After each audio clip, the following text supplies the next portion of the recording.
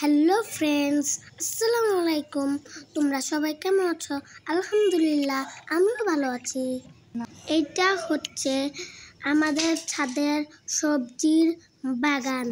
এই যে আমাদের ছাদে অনেক সুন্দর সুন্দর টমেটো ধরেছে, মাশাআল্লাহ।